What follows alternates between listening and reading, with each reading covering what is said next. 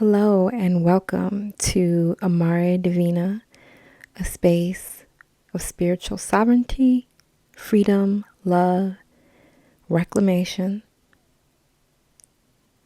And I'm just going to cleanse this space, lighten the energy, bring us all to a clear state of mind, clarity of purpose.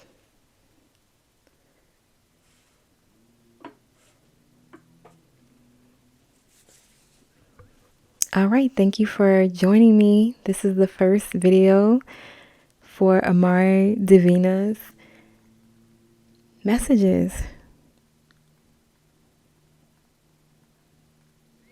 So I showed up with no expectations except to enjoy what I'm doing, and I am enjoying what I'm doing.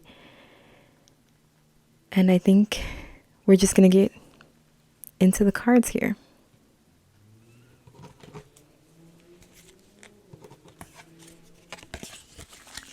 Where are we at in our story?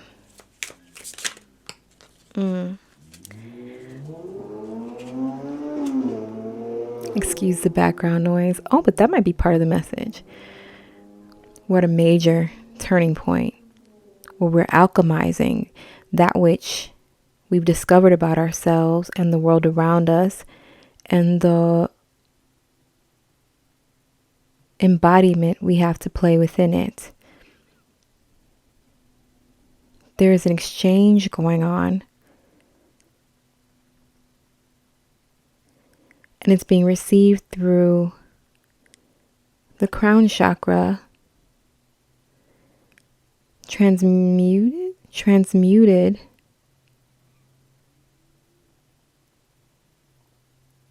to create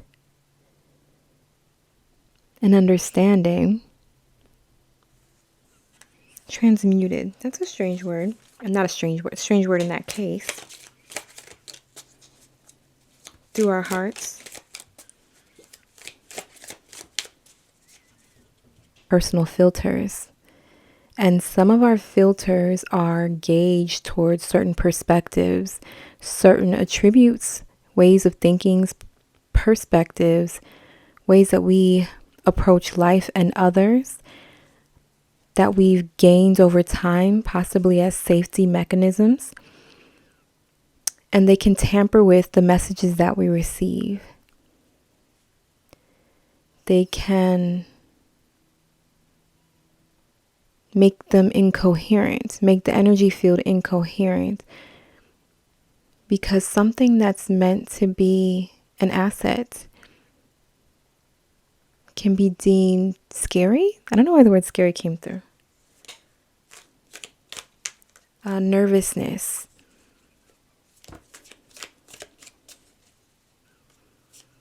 And that's why it's important for us to listen to be in our hearts, to embody who we are within that heart space. Because there's massive change going on here. And it can feel a little unsettling.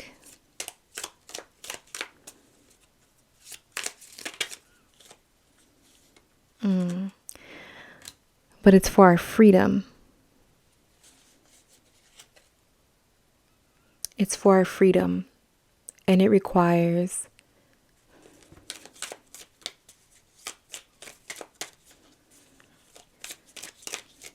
reckless abandon. It requires reckless abandon, which is to say that our hearts become the leaders of our domain. Some of these words that are coming through in the order that they're coming through, I hope they resonate with you. They feel. Okay, one just fell on the floor.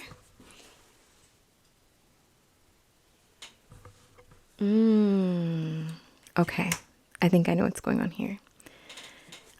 I was once told by a dear friend that when they fall on the floor, it's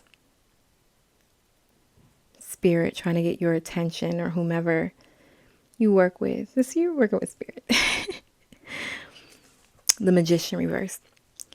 So the incoherence that is around us, that needs to be repurposed, restructured through the alchemy that we have within us, the mastery that we hold within us, the light that we hold within us, the codes that we hold within us.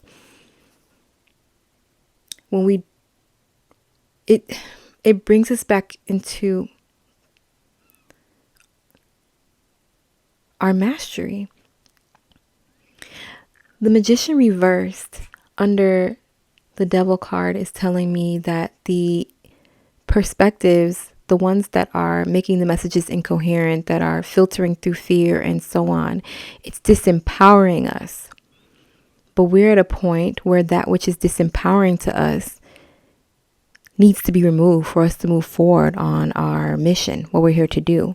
And so that's why the Tower card is here, saying that these things are being removed, and they will be removed abruptly if need be. And it's for your freedom, so that you can embrace all that you are with reckless abandon, without worry of the things, of the illusions that you have placed a certain sort of faith in. It has turned your mastery on its head. The incoherence. Incoherence is fears, just different forms of fears. Things that you may be clinging to.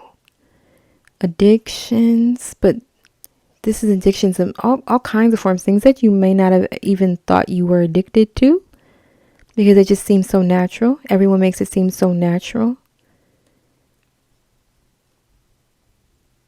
Disconnecting yourself from that doesn't serve you anymore, and you know it.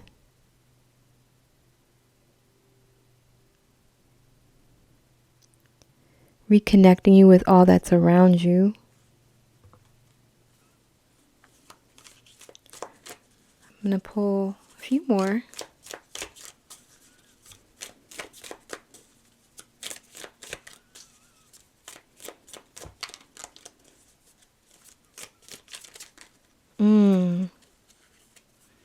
And you're doing wonderful. You may not feel it. Or maybe you do feel it. King of Cups, you're doing wonderful. You're navigating through the heart space, through your clairsentience. Maybe your ability to feel profoundly. You're using that to navigate your way through this to your reclamation. And it's something you can't quite put into words. It's just something that you feel out. And you're receiving all that you need. Because emotional fulfillment, more than you ask for, just emotional. Because when you're fulfilled and your cup runneth over, so to speak, it goes on to everything and everyone around you as well. It benefits everyone around you. It'll make you a better, whatever it is you want to be better at, a better person to other people, whatever role it is that you find yourself playing to them, maybe as a parent, a better father, a better mother. It's just a matter of letting go of old habits, old forms of security.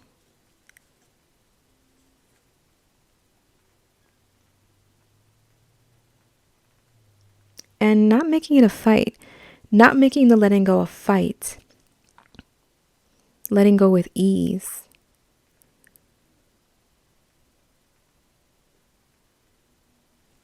I'm getting something else with the Four of Pentacles, which is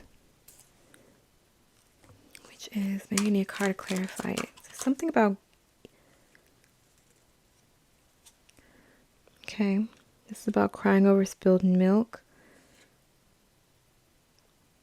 Okay, and the two other cards below it here, interpersonal relationships. That it doesn't have to be a fight. It doesn't have to be, you don't have to suffer through this. You can just release it. You can just go to your center. It's like, you know. I feel like I'm speaking to a group, person that knows. You know. You know that you're worried about what's to come. When you're worried about what's to come. It's the incoherence again.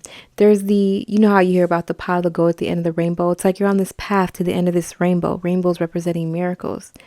But the incoherence is making you interpret it differently. It's like you're fearing the victory because you don't see it as a victory. You don't see this path as a victory. That's interesting. Okay, I'm supposed to keep going, so I will. Because you need to embrace adventure again. You need to become childlike. See everything new. Go to new shores. There's this a return to innocence. Innocence in a return to innocence. There's a book called that from the Manifestation Trilogy, and it's just about returning to your blueprint, basically. It's like no longer donning all these security measures you've taken, the ways that you've approached the world that has separated you in a painful way, that you thought was safe, no longer embracing it anymore. And it's just like a fresh start. It's like if you were a soul entering this world right now, and without all of the past things that you've experienced here, the excitement that you might approach this world with, that other beings approach this world with, when they see the beauty that's all around. Okay, now it's time to go for another deck. Here we go. And I've never used this deck, and I'm going to interpret it intuitively.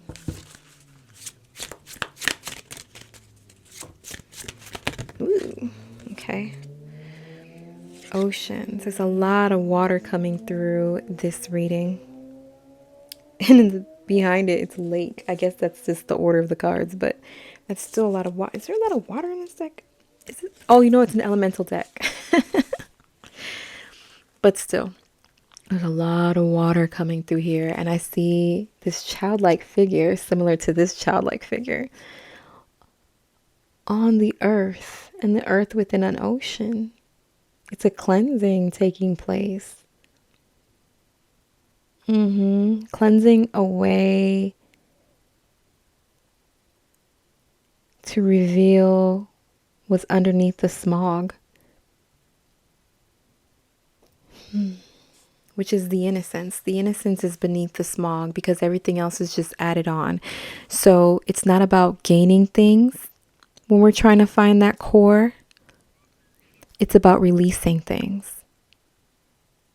It's like that Abraham Hicks analogy, if that's the right word, where they refer to the cork underwater, where they say neutral is amazing. You don't have to be flying high above the water. Neutral is amazing.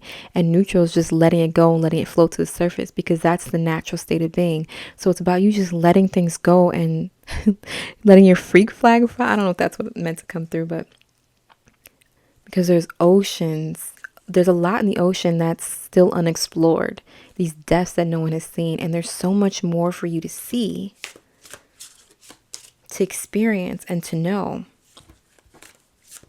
So much more. And it's fun. And it's light. Child of light. Light. Christ. I'm trying to work out that light that's coming through there. Oh, am I supposed to get another? That's the only card for this deck today. Bravery. I missed that. Yeah. So it's time for you to be brave. The Page of Wands, I feel like, is so brave. Is so brave. They're not really conquering fears. There is no fear. They're just like, whatever, let me just go out there and do it. On the flip side of this, like if this was reversed, maybe it's about getting your... No, actually. Oh, the Knight of Wands is here too.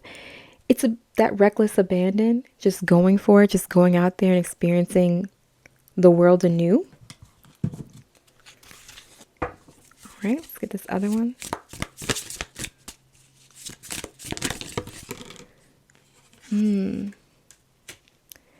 The Shepherd, celebration and family. That's interesting because earlier I mentioned parenthood.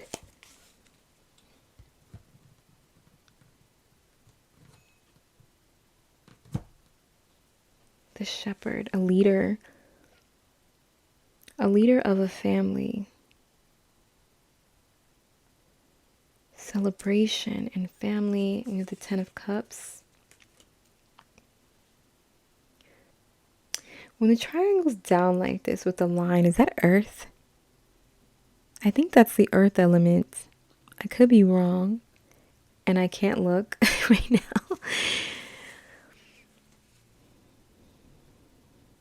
a call, following a calling, without concern for anything outside of that, without consideration of anything that would withhold you from that calling. Okay, so I'm getting this sense of answering a calling, and in answering that calling, it calls others. So as you answer a calling, others are called as well. But it's almost like you're the trigger. I don't know if that's the right word. You do it first, and then others will come. And it's weird because I see you as one individual answering a calling, and then a series of individuals answering a calling. Like the ripple effect is massive. You affect your environment. Water, because everyone has water in them. And there's a lot of water in this reading, and water resonates with the energies that are around it. You might be highly empathic, affected by those around you, but maybe you're at the point where you're able to affect them, or at least you're going to be, need to be. It's part of your process here, that you find stability within your own power, within your own light, within the own freedom and reclamation. And this actually made you stronger. Whatever this incoherence is, whatever these fears are, the things that you're having to get through to regain your mastery has made you extremely powerful. And it ricochets and resonates with all around you as you step into your calling, and all these other beings respond. It's almost like, oh yeah, celebration and family. It's like, oh yeah, this is where we should be. This is what we're here to do.